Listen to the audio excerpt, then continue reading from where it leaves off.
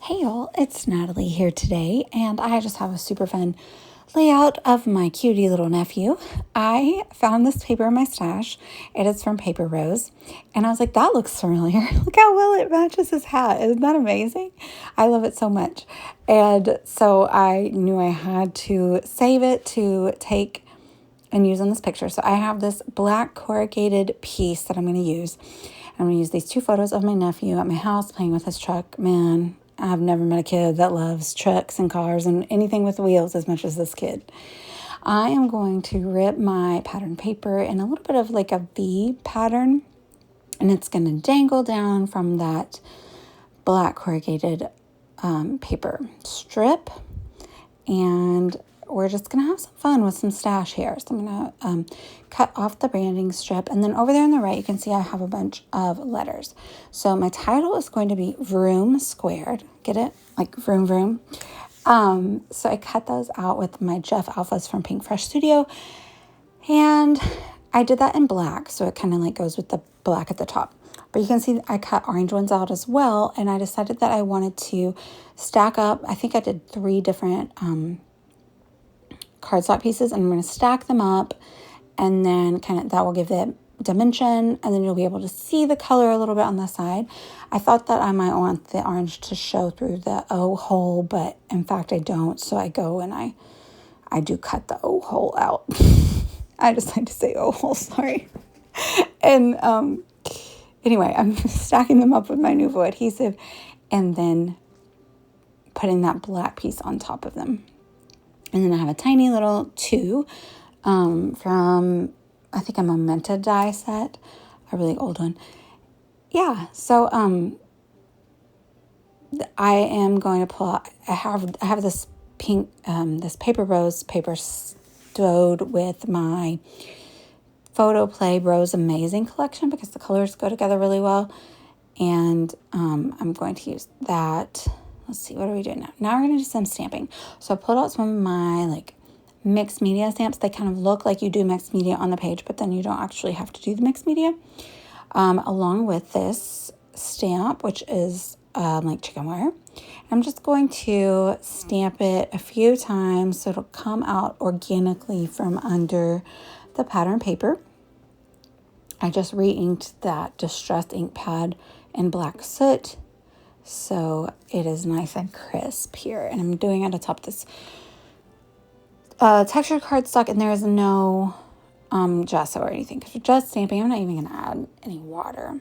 So then I kind of layer the stamps and overlap everything. I'm using 2 All in Create stamps, and I will rotate them in different directions. And so it almost is like a completely different stamp when you rotate it and you do first and second generation stamping, and you kind of layer it up and only use some portion of it.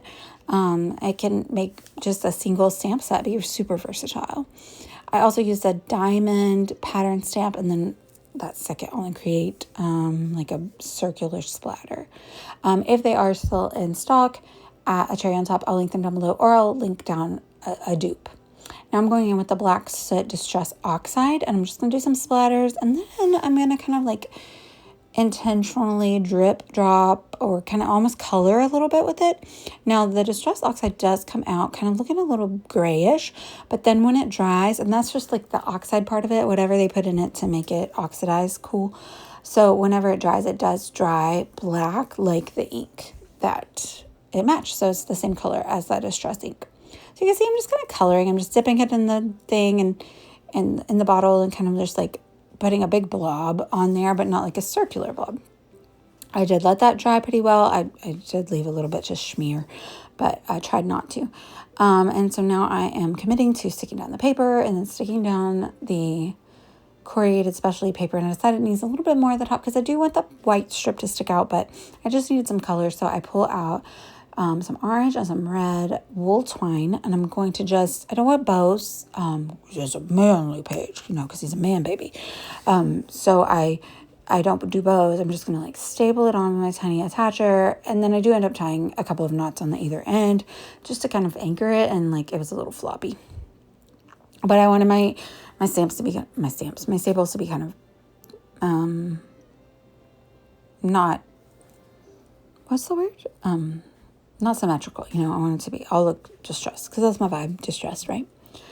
So it's time to commit to that. So I stick that down, and then I have backed the photos with some white cardstock. So they will pop nicely off of that pattern paper and bring that white on top of the pattern. I'm really loving the way that distressing looks. And I'm going to overlap the alphas a little bit on the photos. So, you know, that's a good tip for, I say it all the time when you're kind of building cohesion in your page. It's kind of like overlap everything, have everything give a little touch.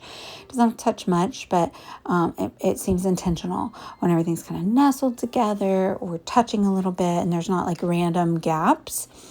I used to be on the yearbook. Like, duh, of course I was. Probably lots of scrapbookers were. And you couldn't have like, what was it, trapped white space. And so it's kind of the same concept. Like, I'm not going to trap my white space. I'm not going to trap any negative space between an object and another object. Unless it's intentional, right? So I have this super old Simple Stories sticker sheet. You can see it's almost completely empty. But obviously these cars were being saved for like the perfect layout. So, and they were, it matches the papers perfectly. So I'm just kind of layering them along the bottom, using a few more elements from there. And then I pulled out the Bros Amazing sticker sheet from that photo play collection. And there's a couple of words to put on there and then another car.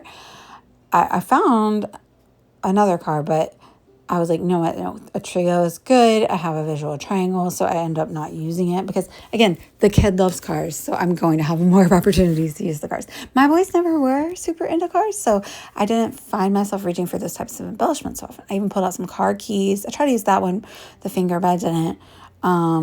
That Pure Awesomeness is a cardstock or a die cut piece from the Bros Amazing collection.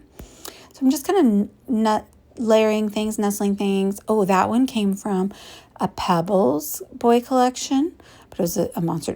His new obsession is monster trucks, so real big into monster trucks.